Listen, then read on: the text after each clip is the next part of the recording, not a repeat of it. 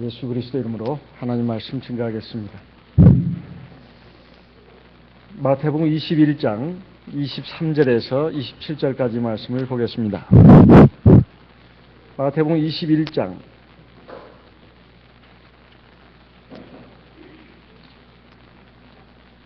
23절에서 27절까지 말씀을 봉독하겠습니다.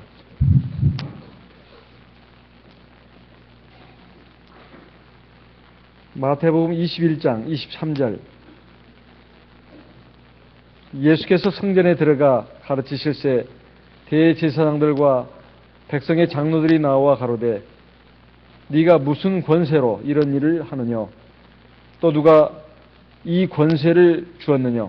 예수께서 대답하시되 나도 한 말을 너희에게 물으리니 너희가 대답하면 나도 무슨 권세로 이런 일을 하는지 이르리라. 25절. 요한의 세례가 어디로서 왔느냐? 하늘로서냐 사람에게로서냐?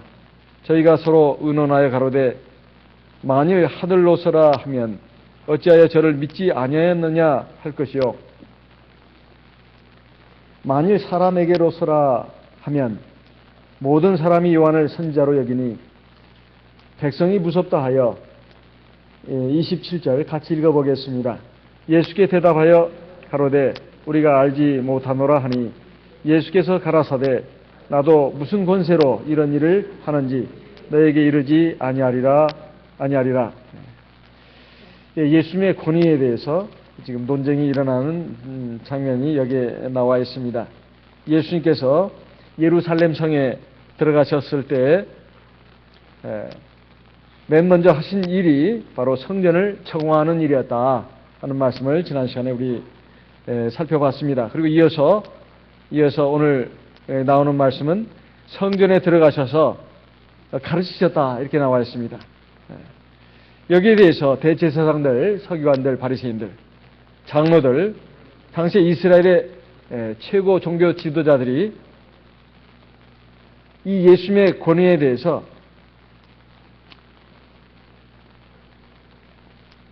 의문을 가지고 도대체 왜 네가 무슨 권세가 있다고 이런 일을 하느냐 이렇게 질문을 했습니다. 이것은 바로 자신들의 권위에 대한 도전이고 자기들의 그 삶의 기반을 송두리째 흔들어 놓는 그러한 위험한 행동이라고 생각을 했습니다. 예수님께서 갈릴리 그리고 사마리아 이런 변방에서 활동할 때만 해도 예수님은 별다른 제재를 받지 않았습니다.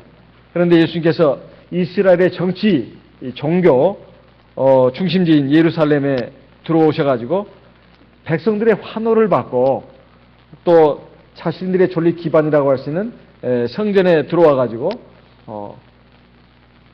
자기들의 그 존립 체계를 갖다가 공공연히 위협을 하니까 이 사람들은 예수를 가만히 내버려 둘 수가 없었습니다. 그래서 예수님을 음해할, 모해할 그런 해칠 묘수를 찾고자 해가지고 예수님께 이러한 질문을 던지게 된 것입니다. 대체 이런 권세가 누가 줘서 네가 이런 일을 하느냐? 여기에 대해서 예수님은 나는 하나님의 권세를 가지고 너희들에게 이런 일을 행한다. 이렇게 직접적으로 말씀하지 않았습니다. 그렇게 말씀하지 않고 24절의 말씀을 보게 되면 오히려 질문을 던졌다 하는 것입니다. 무슨 질문인가 하면 세례 요한의 세례에 대해서 질문을 한 것입니다. 세례 요한이 베푼 세례가 대체 하늘로서부터 오는 권세를 가지고 세례를 준 것이냐, 아니면 사람의 어떤 생각을 가지고 사람의 뜻을 가지고 세례를 준 것이냐, 이렇게 질문을 던진 것이었습니다. 여기에 대해서 이 질문을 받은 대제사장과 바리새인 서기관들이 당황을 했습니다. 그래가지고 서로 의논을 했는데 도대체 여기에 대해서 답변을 어떻게 해야 될 것인가. 그래가지고 자기들끼리 의논한 내용은 둘 중에 하나 아니겠습니까? 만약에 하늘로서부터 온 권세를 가지고 세례 요한이 많은 사람들에게 세례를 베풀었다고 대답할 것 같으면, 그렇다면 왜 그 세례를 받지 않았느냐, 이런 그 공박을 예수님으로부터 분명히 받을 것이다, 이렇게 예상을 했습니다.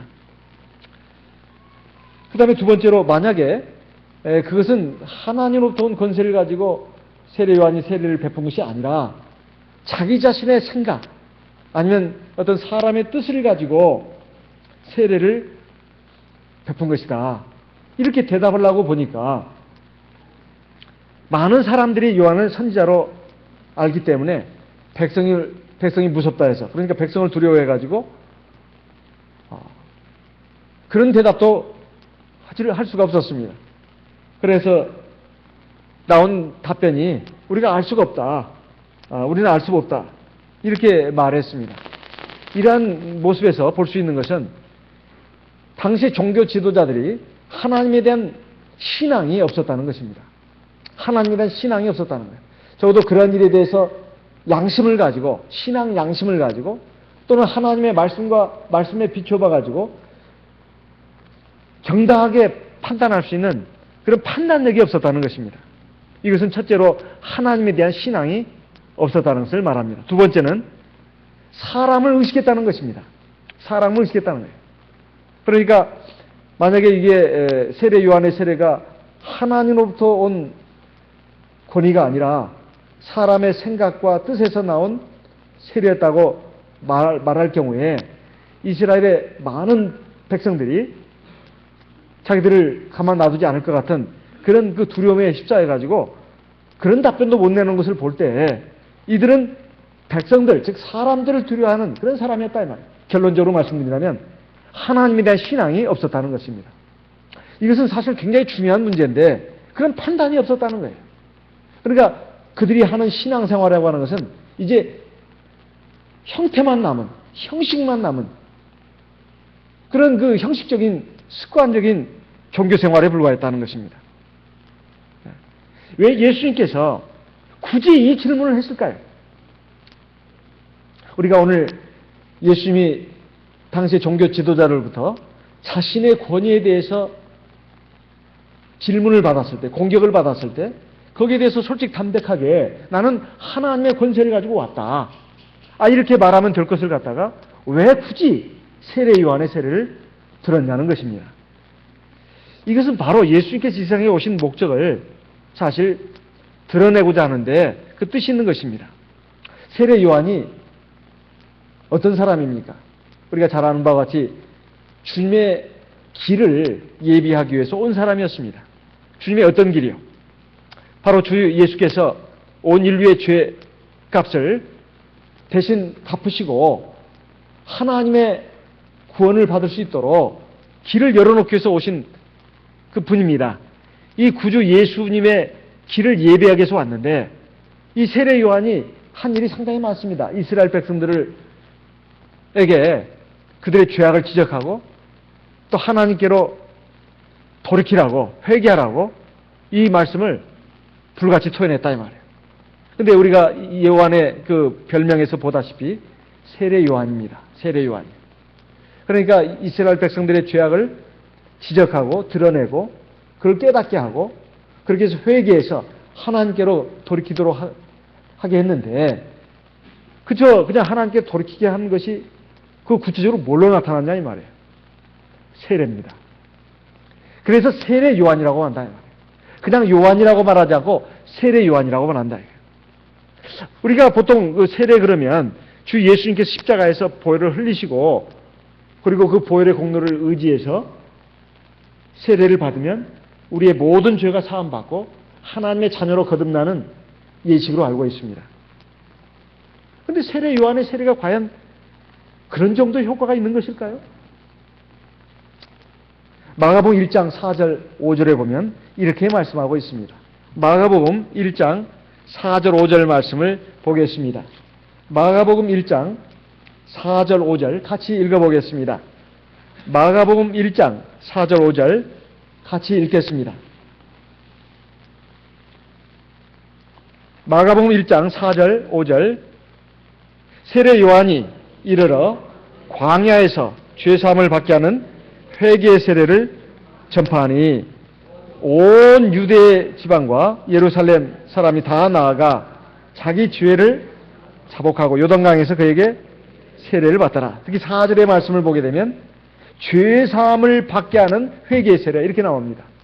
죄사함을 받게 하는 회개의 세례. 보통 우리가 세례 요한의 세례 그러면 회개의 세례라고 알고 있습니다. 근데 여기에 나오는 말씀은 죄사함을 받게 하는 회개의 세례라 이렇게 나옵니다. 그러면 세례 요한의 세례가 죄사함의 효력이 있었는가 없었는가? 예수님의 이름으로 받는 세례, 지금 오늘날 우리가 받았던 세례는 예수 이름으로 받은 세례입니다. 이건 확실하게 사죄의 효력이 있는 세례입니다. 그런데 예수님 전에 예수의 길을 예비하게 왔던 세례 요한의 세례는 본질적으로 뭔가 하는 것입니다. 회개의 세례입니다. 회개의 세례. 그러면 뭐 그냥 회개만 하면 되지 뭔 세례까지 받나? 여기에 대해서 의문을 우리가 가질 수 있는데 죄 사함을 받게 하는 회개의 세례라고 말하고 있습니다. 그러니까 본질적으로는 회개의 세례지만은 사실 예수님 전에 세례 요한이 베풀었던 세례도 죄 사함의 효력이 있었다 하는 것입니다. 언제까지? 한시적으로. 마치 구약시대의 제사가 예수님의 십자가상에 완전한 대속제사가 나타날 때까지 한시적으로 효력이 있었던 것처럼, 부분적으로, 제한적으로 효력이 있었던 것처럼 세례 요한의 세례도 예수님의 완전한 세례가 나타날 때까지는 부분적이나마 사죄 효력이, 한시적으로나마 죄사함의 효력이 있었다. 이렇게 말씀드릴 수 있습니다. 누가복음 3장 3절 말씀도 같이 보겠습니다. 누가복음 3장 3절 같이 읽어보겠습니다. 누가복음 3장 3절 요한이 요단강 부근 각처에 와서 죄사함을 얻게 하는 회개 세례를 전파하니, 이건 이제 아까 마가복음에 있는 말씀과 또 별도로 누가복음에서 나오는 말씀입니다. 죄사함을 얻게 하는 회개의 세례라. 그러니까 회개하는 세례도 이게 본질적이지만은 죄사함을 얻게 하는 회개 세례라고 말하고 있습니다. 우리가 성경 말씀을 부정할 수가 없습니다. 성경 말씀에 죄사함을 얻게 한다고 분명히 나와 있으면 우리가 그거 믿어야 합니다. 받아들여야 된다 이 말이야. 그냥 우리 우격 따짐으로 요한의 세례는 회개의 세례니까 죄사함 효력이 없어. 그건 자기 생각이에요. 저도 그런 생각을 그 초창기에는 가졌었습니다. 그런데 이 말씀을 보니까 우리 원로 목자님 가운데 어떤 분이 이 말씀을 지적을 하는 걸 보고 그거 맞네. 그럼 회개의 세례는 틀린 것인가? 그건 맞습니다. 그러면 어떤 세례와 비교했을 때 회개의 세례라는 말인가? 예수님의 세례와 비교했을 때 회개의 세례라는 말입니다. 그럼 언제 그러면 그게 회개의 세례로 그러면 이제 자리바꿈을 하는 것인가? 하는 것입니다. 바로 예수님의 완전한 세례가 나타나면서 이제는 죄사함의 효력은 없어지고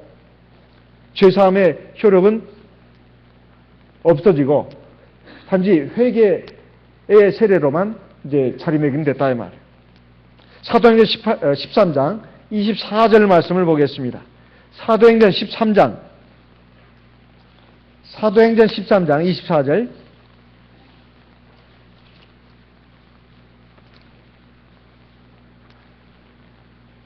사도행전 13장 24절 같이 읽어보겠습니다. 그 오시는 앞에 요한이 먼저 회개 세례를 이스라엘 모든 백성에게 전파하니라. 이건 지금 예수님의 세례를 놓고 나온 말씀입니다. 예수님의 세례를 놓고 나온 말씀이에요. 바로 이 세례 요한의 세례는 회개의 세례였다. 이런 말씀입니다. 사도행전 19장 3절, 4절 말씀도 읽어보겠습니다. 사도행전 19장 3절, 4절. 사도행전 19장 3절, 4절 같이 읽겠습니다. 바울이 가로되 그러면 너희가 무슨 세례를 받았느냐? 대답하되 요한의 세례로라. 4절 바울이 가로되 요한이 회개의 세례를 베풀며 백성에게 말하되 내 뒤에 오시는 이를 믿으라 하였으니 이는 곧 예수라 하거늘. 5절 저희가 듣고 주 예수 이름으로 세례를 받으니. 자, 여기에 지금 세례를 받은 사람들이 어떤 사람들입니까? 세례 요한에게 세례를 받은 사람들이에요. 세례 요한에게 세례를 받은 사람들이에요. 너희가 무슨 세례를 받았느냐 했을 때 우리는 세례 요한의 세례를 받은 사람들이라. 아, 그러냐? 그건 회개의 세례라. 세례 요한이 말했다. 내 뒤에 오시는 이를 믿어라. 그는 바로 주 예수다. 그래서 그 말을 듣고 저희가 주 예수 이름으로 다시 세례를 받았습니다. 자, 이런 말씀은 구약시대의 제사, 예수님이 오셨을 때만 해도 예수님도 제사 드렸습니다. 6월절 제사 다 드렸다 이 말이에요. 그리고 예수님 오시기 전까지 구약 제사가 매년 그리고 매일 아침 저녁으로 그리고 수시로 드려졌어요. 죄사함의 효력이 있었습니다. 그런데 예수님께서 십자가에서 우리 모든 죄값을 감당하시고 돌아가셨을 때 다 이루셨다 이렇게 말씀하셨습니다. 그 이후로는 이제 동물의 희생제사는 필요 없게 됐다 이 말이에요.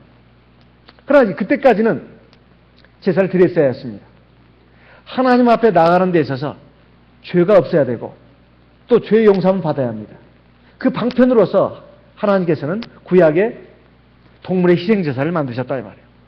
매년 그리고 매일 그리고 수시로 제사를 드림으로써 그 죄가 사함받도록 했어요. 그게 출애굽기 내용에 있는 말씀입니다. 너희가 어떤 죄를 위해서 소, 양, 염소, 속죄제로 드려라. 그럼 너희 죄가 사함 받으리라. 사함 받으리라. 네 죄가 속하리라. 무수하게 나와 있어요. 무수하게. 그런데 동물의 구약의 제사는 죄사함 효력이 전혀 없었다. 이렇게 말하는 것은 일반 교회 신학자의 말입니다. 제사함 효력이 있었습니다. 있었지만은 부분적이었고 한시적이었다. 이런 말씀이에요. 그런데 예수님의 제사는 완전한 제사입니다. 그 한 번의 제사로 모든 죄를 다 사함받을 수 있도록 했다 이 말이에요. 우리가 그 예수님의 속죄제사로 말미암아 세례를 받으면 우리의 과거의 죄, 그리고 현재의 죄, 그리고 앞으로 미래의 죄까지 용서받을 수 있는 바탕을 마련한 것입니다. 그래서 완전한 제사라고 하는 거예요. 우리가 세례받고 나서 지은 죄는 또 세례받아야 되는 그런 필요가 없어요. 구약의 제사를 응용해 가서 봤을 때 우리가 세례받을 때까지 죄만 용서받았다면은 세례받고 나서 지은 죄는 어떻게 사함받냐 이 말이에요. 그럼 또 세례받아야 되거든요. 그럴 필요가 없다 이 말이에요. 이미 우리는 세례받을 때 단순히 물로 받은 게 아닙니다. 그 물은 바로 십자가에서 흘리신 예수님의 피다 이 말이에요. 예수님 옆구리에서 피와 물이 나왔잖아요. 옆구리에서 피만 나오지 않았습니다. 물도 나왔어요. 그 물이 바로 예수님의 피를 상징한다 이 말이에요. 뭘로? 성령이 역사해가지고. 성령이 역사해서. 그래서 우리가 예수 이름으로 성령이 함께하는 가운데서 물세례를 받으면 우리가 죄사함 받는 것입니다. 그래서 세례 요한의 세례를 가지고 지금 이 당시 종교 지도자에게 물은 목적은 지금 사실 세례라고 하는 것이 그 당시 처음 나온 것입니다. 그 전에 무슨 뭐 다른 그 씻는 의식은 있었는지 모르지만은 이 물속에 들어갔다 나오면 죄가 용서함 받는다. 이렇게 개념 정의가 돼가지고 뜻이 부여돼서 침례를 받고 나오는 이 예식은 세례 요한부터 처음 제정된 것이다 이 말이에요. 이것은 사람이 고안하는 것이 아닙니다. 하나님의 아이디어다 이 말이에요. 하나님의 아이디어. 이것을 당시의 종교 지도자들이 참 저거 희한한 짓 하고 있네. 물속에 들어갔다 나오면 죄가 사야죠? 말도 안 되는 소리, 웃기는 소리. 이렇게 얼마든지 코웃음 치면서 외면할 수도 있는 그런 것이었습니다. 그런데 당시에 이스라엘 백성들은 그걸 받아들였다 이 말이에요. 왜 받아들였을까요? 첫째는 세례 요한이 태어난 것부터가 남달랐어요. 누가복음 1장에 보면 아시겠지만은 마치 예수님처럼 동정녀 마리아, 처녀의 몸에서 태어난 것은 아닙니다. 하지만 세례 요한의 아버지는 사가랴라는 제사장이었어요. 그의 어머니는 엘리사벳입니다. 둘 다 이미 할아버지 할머니가 돼가지고 그것도 아이를 낳기가 불가능한 그런 연령이 훨씬 넘어가지고 하나님의 성령의 능력으로 아이를 뵀다 이 말이에요. 그리고 그 아이가 뱃속에서부터 성령의 충만함을 입어가지고 이제 이 세상에 나왔다 이 말이에요. 그 후에 얼마 몇 달 후에 마리아가 예수님을 수태한 것입니다. 그런데 천사가 이 마리아에게 나타나가지고 하신 말씀이 마리아여 무서워하지 마라. 너는 은혜를 받은 자다. 이 말이 무슨 말인가 하고 이제 대체 왜 이런 말씀을 하십니까? 하나님이 너와 함께 하신다. 그리고 네가 얼마 안 돼서 아들을 낳을 것인데 이름을 예수라 해라. 저는 사내를 알지 못하는데 어떻게 그게 그런 일이 있을 수 있습니까? 지극히 높으신 이의 성령의 능력이 너를 덮으실 것인데 그 아들을 낳게 될 것이다. 그러면서 그 천사가 예를 든 사람이 누구냐? 바로 세례 요한입니다. 너희 친족 엘리사벳도 본래 수태를 하지 못한다 했는데 지금 아기를 배웠다. 이와 같이 하나님의 능력은 능치 못하심이 없다. 누가복음 1장에 있는 말씀입니다. 지금 제가 하는 말은. 그러면서 그 간증을 들었다 이 말이에요. 도대체 아기를 낳을 수 있는 연령을 훨씬 뛰어넘은 세례 요한의 아버지, 어머니가 아기를 낳았을 때, 아기를 가졌을 때 전부 다 놀랐습니다. 그렇게 성령의 충만함을 입고 하나님의 능력으로 태어난 세례 요한이 나오자마자 하나님의 말씀을 전하는데 틀림없는 하나님의 말씀이에요. 그래서 많은 사람들이 그 빈들에서 메뚜기와 석청을 먹고 가죽 털옷을 입고 그렇게 야생마처럼 살아가는 하나님의 사람 세례 요한에게 막 몰려들어가지고 그 말씀을 들었습니다. 그 말씀을 듣고 자기 죄를 깨닫고 자기 죄를 자복하고 하나님 앞에 회개했다 이 말이에요. 그리고 세례 요한이 전해주는 하나님의 말씀을 따라서 다 세례를 받았습니다. 누가복음 7장 29절 30절 말씀을 보겠습니다. 누가복음 7장 29절 30절 같이 읽어보겠습니다. 누가복음 7장 29절 30절 같이 읽겠습니다.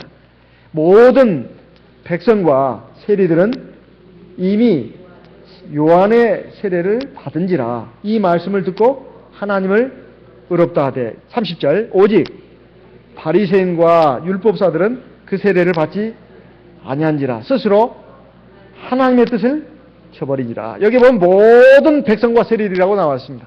모든 백성과 세리들은 이미 요한의 세례를 받았다 이렇게 나와요.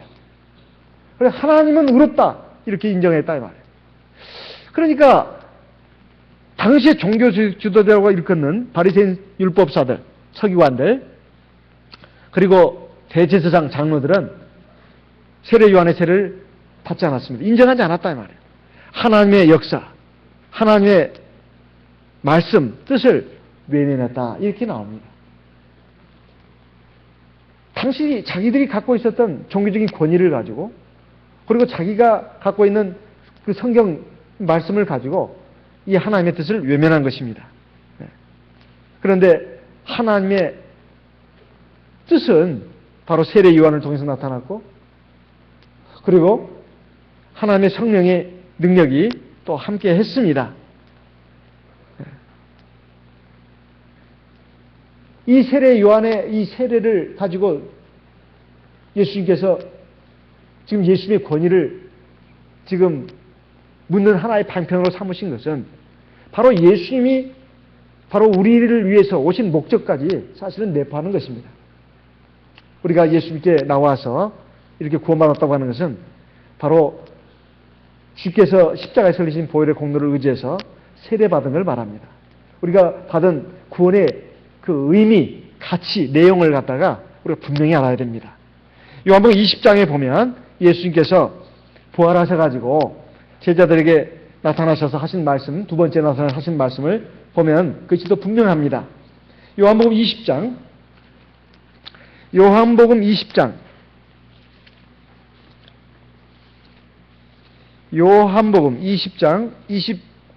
21절 요한복음 20장 21절 예수께서 또 가라사대 너희에게 평강이 있을지어다 아버지께서 나를 보내신 것 같이 나도 너희를 보내노라. 22절 23절 같이 읽어보겠습니다. 이 말씀을 하시고 저희를 향하사 숨을 내쉬며 가라사대 성령을 받으라. 너희가 누이 죄든지 사하면 사하여질 것이요 누이 죄든지 그대로 두면 그대로 있으리라 하시니라. 지금 예수님께서 사도들에게 하신 말씀입니다. 하나님께서 나를 이 세상에 보내신 것처럼 나도 이제 너희를 세상에 보낸다. 세상에 보낸다. 뭐하러요? 뭐하러? 많은 사람들을 구원하라고. 근데 구원의 방법이 뭐냐 이 말이에요. 바로 죄 사함 받도록 하라. 죄 사함 받도록 하라. 그 죄 사함을 어떻게 받을 것이냐 이 말이에요. 먼저 너희가 성령을 받아야 된다. 성령을 받아야 비로소 죄 사함의 효과가 있는 세례를 베풀 수 있는 자격이 주어진다는 것입니다. 세상의 모든 교회가 다 예수라는 이름을 걸고 있다 하더라도 죄 사함을 받게 하는 세례를 베풀 자격이 있는가 없는가, 그 판단 기준을 어디다 둬야 할 것이냐, 딱 하나입니다. 제일 먼저 둬야 할 것이 뭐냐, 바로 성령이 있는가 없는가, 성령을 받았는가 못 받았는가. 성령이 있는 교회만이 세상의 모든 사람들로 하여금 죄사함 받게 하는 그 효력이 있는 세례를 베풀 자격이 주어진다 이런 말이에요. 그래서 성령을 받으라고 하는 이유도 너희가 많은 사람들을 죄악 가운데서 구원해서 하나님의 나라로 들어가게 하기 위해서는 너희가 반드시 성령을 받아야 되고, 또 너희가 해야 할 일이 바로 죄사함 받게 하는 것이다. 그 방법이 뭐냐? 마가복음 16장에 보면 예수님께서 아예 마지막으로 유언처럼 하신 말씀 우리가 잘 압니다. 우리가 다른 사람에게 전도할 때 이게 논리적으로 순서적으로 잘 정리해서 말하려면 이런 말씀들을 자꾸 들어야 합니다. 따로 무슨 전도 교육을 받을 시간이 대부분 없지 않습니까? 이런 예배 시간이 바로 또 거기에 대한 교육 시간이 되기도 합니다. 마가복음 16장 15절 16절 같이 읽어보겠습니다. 마가복음 16장 15절 16절 같이 읽어보겠습니다. 믿고 세례를 같이 또 가라사대 너희는 온 천하에 다니며 만민에게 복음을 전파하라. 믿고 세례를 받는 사람은 구원을 얻을 것이요 믿지 않는 사람은 정죄를 받으리라. 여기에 보면 믿고 세례를 받는 사람은 구원을 얻는다 이렇게 되어 있습니다. 오늘날 많은 교회에서 그냥 믿으면 구원받는다, 믿으면 구원받는다, 세례가 죄사함과 관계가 없다고 이렇게 자꾸 말을 합니다. 그래서 우리가 인터넷에 참예수계 딱 쳐보면 참예수계는 하나님을 존경하는 듯 하면서 사람을 사지로 몰아가는 이단이다 이게 딱 뜨더라고요. 나 참 그거 볼 때마다 참 너무 가슴이 찢어지는 것 같아요. 과연 그러냐 이 말이야. 이런 우리 원단을 놓고 우리를 이단이라고 그러니 참 가슴 아픈 일입니다. 믿고 세례를 받는 사람은 구원을 얻는다. 이게 하나님의 중요의 말씀인데, 그리고 주님의 수제자라고 있는 베드로도 내가 각각 예수 그리스도 이름으로 세례를 받고 죄사함을 얻으라. 사도행 2장에 있는 말씀 아닙니까? 이렇게 해서 우리가 세례는 믿고 세례를 받으면 그것은 죄사함 받는 효과가 있는 그런 세례를 받은 것이다. 이렇게 돼 있는데 오늘날 심지어 침례교회조차도 세례는 죄사함과 관계가 없다. 이렇게 엉뚱한 소리를 해대느니 이거 참 얼마나 답답한 노릇이냐 이 말이야. 그래서 우리가 일반교회를 그냥 비판한다는 이런 측면에서 말씀드리는 게 아니고, 우리가 받은 세례가 정말 확실한 사죄의 효력이 있는 구원의 세례다 하는 것을 우리가 다시 한번 확인하기 위해서입니다. 그런데 세례 요한은 정작 예수님의 권위를 인정을 했습니다. 예수님은 나보다 크신 분이다. 예수님은 나보다 크신 분이다. 그리고 그분은 나는 너희를 회개케 하기 위해 물로 세례를 주지만은 그분은 성령과 불로 세례를 주실 분이다. 이렇게 말씀을 했습니다. 마태복음 3장 11절 12절 말씀을 보겠습니다. 마태복음 3장 11절 12절 마태복음 3장 11절 12절 말씀 같이 읽어보겠습니다. 나는 너희로 회개케 하기 위하여 물로 세례를 주거니와 내 뒤에 오시는 이는 나보다 능력이 많으시니 나는 그의 신을 들기도 감당치 못하겠노라. 그는 성령과 불로 너희에게 세례를 주실 것이요.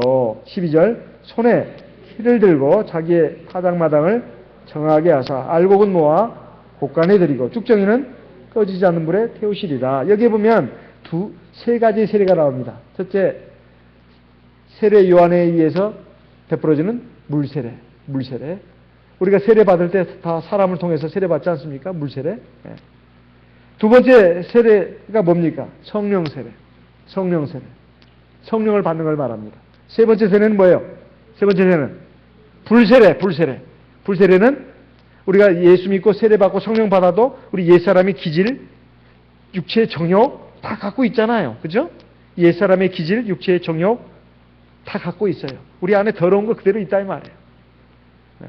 이것을 하나님의 말씀과 성령의 기도로 이걸 불태우고 이걸 깨끗하게 하고 그래서 온전하게 갈 수 있지만은 그게 사람이 그 또 믿음이 있어야 하나님 말씀도 받아들이고 믿음이 있어야 하나님 말씀도 열심히 듣고 믿음이 있어야 성령 기도도 많이 하는 거 아니에요? 예? 아주 육신이 약하고 옛사람이 기질이 있는 사람들은 백날 말을 들어도 그게 건성으로 듣는 경우 많습니다. 그래서 말씀을 들어도 시덥지 않게 듣고 그냥 졸면서 듣고 그렇게 막 그 긴장감을 가지고 늘 듣는 것도 아니잖아요. 그리고 성령 기도도 그렇습니다. 얼마나 열심히 하는 그 분도 계시겠지만은 어쨌든 대부분 보면 그냥 육신의 삶이 너무나 평안하고 또 고단하고 바쁘다 보면 성령 기도도 잘 안 해요. 안 한단 말이에요. 그럼 하나님이 이제 불세례를 주십니다. 아, 뜨거워! 그러면서 그냥 막 큰일 났다 싶어가지고 몸에 이제 무슨 병이라도 하나 생기고 그 다음에 어떤 어려움이 생기고 그러면은 사람이 마음이 막 그냥 콩알만해 가지고 그냥 무릎 꿇고 막 기도한다 이 말이에요. 하나님, 제발 살려주세요 하면서. 막 기도도 하고 하나님 말씀도 이제 막 꿀같이 받아먹고 막 열심히 듣고 그리고 막 성령 기도도 열심히 한다 이 말이에요. 그러는 가운데 내 육체에 그 안에 더러운 것들이 쫙 태워서 없어집니다. 아주 거룩하게 된다 이 말이에요. 그래서 하나님이 그래서 불세례를 주신다 이 말이에요. 불세례를 많이 맞아본 사람들은 겸손합니다. 에? 아직도 겸손하지 못하는 사람은 아직도 불세례를 좀 더 받아야 돼. 어쨌든 하나님께서 그 정도의 형편에 맞게끔 다 하나님이 불세례를 주십니다. 그래가지고 이 예수님에 대해서 말씀하고 있는 것이 성령 세례, 불세례를 바로 주시는 분이다 이 말이에요. 예수님. 하나님이란 뜻입니다. 또 마지막으로 심판주라고 말하고 있어요. 손에 키를 들고 자기 타작마당을 정하게 해서 알곡은 모아서 곳간에 들고 먼저 알곡부터 드리네요. 그 다음에 쭉정이는 꺼지지 않는데 태우신다. 쭉정이가 뭐죠? 쭉정이가. 에? 쭉정이가 뭐예요? 가라지하고 같은 겁니까? 가라지하고 같은 게 아니에요. 쭉정이 뭐예요? 원래는 알곡이 돼야 됩니다. 그렇죠? 좋은 곡식이에요. 그런데 알이 맺혔어요? 안 맺혔어요? 열매가. 안 맺혔어요. 그걸 뭐라고 그래요? 쭉정이라고 하는 거예요. 논에 가보면 지금 지금 벼가 자라고 있죠? 벼가. 근데 나중에 가을 되면은 알이 다 맺힌 벼 이삭을 보게 됩니다. 그거는 알곡이에요. 그런데 올라왔어요. 그리고 근데 보니까 아무것도 알이 없어.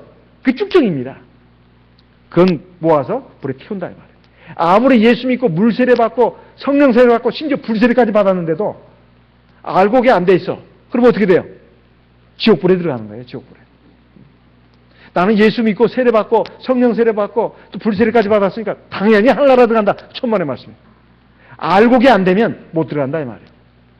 알곡을 모아서 곳간에 드리고 쭉정이는 불에 던진다고 되어 있어요.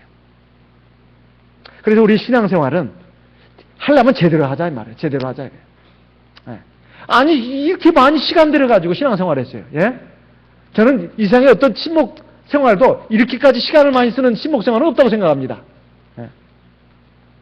저는 바둑도 못 배웠고 낚시도 못 배웠는데 관심은 있었는데 배울 시간이 없었어요. 예. 학교 공부하기도 바쁘고 이 교회 나오기도 바빠가지고 그런 걸 못했습니다. 저도 당구 치는 거 좋아하고 저도 운동하는 거 좋아합니다. 예. 어디 가서 노는 걸 좋아해요. 저도. 그런데 그 시간이 안 됐어요. 그 시간이 이 교회에 거의 다 바쳐졌습니다. 그래도 내가 하늘나라 못 간다면 이건 정말로 얼마나 원통한 일이 되겠습니까? 예? 우리 인생의 정말 아주 중요한 부분을, 시간들을 여기다 지금 신앙생활에도 쏟고 있는데 알고기 못돼가지고 하나하나 못 간다면 이게 얼마나 슬픈 일이냐 이 말이에요. 이왕 신앙생활 할 거라면 유종의 미를 거둬야 되지 않겠습니까? 유종의 미를. 이런 그 심판주가 바로 예수님이라고 하는 것을 세례요한이 증거를 했다 이 말이에요. 우리 참교의 권위는 뭘까요? 이 참교의 권위는 바로 성령이 함께 하신다는 겁니다. 지금 예수님의 권위에 대해서 살펴봤습니다. 지금 바로 이 교회가 예수님의 몸입니다. 그런데 이 교회가 예수님의 몸이 될 수 있는 그 근거가 뭡니까? 성령입니다.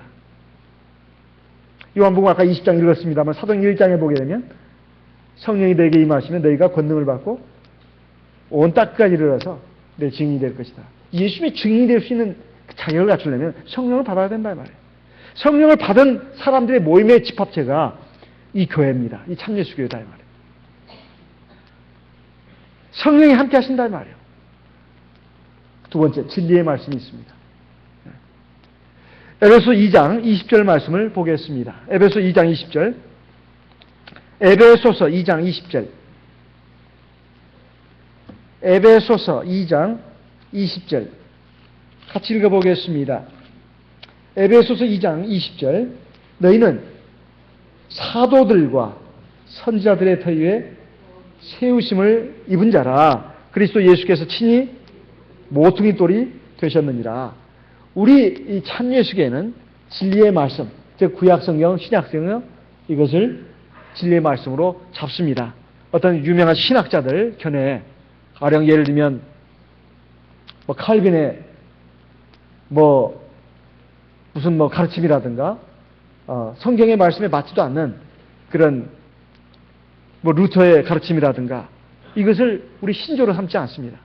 성경에 있는 말씀을 우리의 신앙으로, 기본 신앙으로 잡아가지고 우리가 그 말씀을 따라서 갑니다. 구약의 선지자들 그리고 신약의 사도들 다 하나님께서 성령의 감동으로 그 입을 빌어서 또는 그 손을 빌어서 기록하신 말씀, 그게 바로 신구약 성경입니다. 이것을 기준으로 해서 우리가 구원의 길을 걷습니다. 그래서 이 참교의 권위라고 하는 것은 두 가지입니다. 두 가지. 거기에 하나를 더 붙인다면 기사이적이죠. 첫째는 성령이 함께 하신다는 것. 두 번째는 진리가 있다는 것. 세 번째는 하나님의 기적이사가 일어난다는 것. 근데 기적이사는 일반 교도 있을 수 있고 천주교도 있을 수 있고 또는 심지어 이슬람교라든가 불교도 있을 수 있다고 하니까 기적이사가 유일한 표준이 될 수는 없습니다. 제일 중요한 것은 성령과 진리가 우리와 함께 한다는 것. 이 권위에 의해서 우리가 믿음 생활을 하고 있습니다. 가장 중요한 것은 바로 성령입니다. 진리라고 하는 것도 각 교단마다, 교회마다 서로 진리라고 하니까 대체 진리가 어떤 것이 진리인지 일반 사람들은 알 턱이 없습니다. 알려면 성령이 있는가 없는가 이것을 기준으로 삼아야 합니다. 성령이 너희를 모든 진리 가운데로 인도하신다고 요한복음 16장에도 나와 있습니다. 요한복음 16장에 있는 말씀을 따라서 볼 때 성령이 함께하는 교회야만이 진리를 분별할 수 있고 진리 위에 우리의 신앙을 바로 세울 수가 있고 많은 사람들을 하나님의 구원의 진리 가운데로 인도해 갈 수가 있습니다. 우리가 받은 세례, 우리가 받은 진리, 우리가 받은 성령은 다 하늘로부터 오는 것입니다. 바로 주 예수님이 우리 교회의 머리가 되시고 그리고 이 교회는 주님의 몸입니다.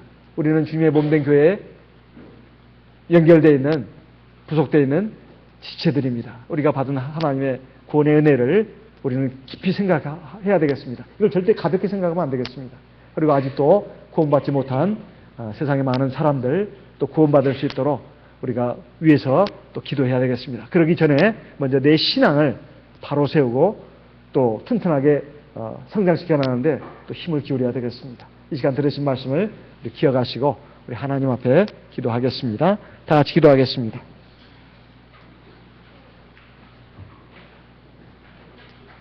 할렐루야.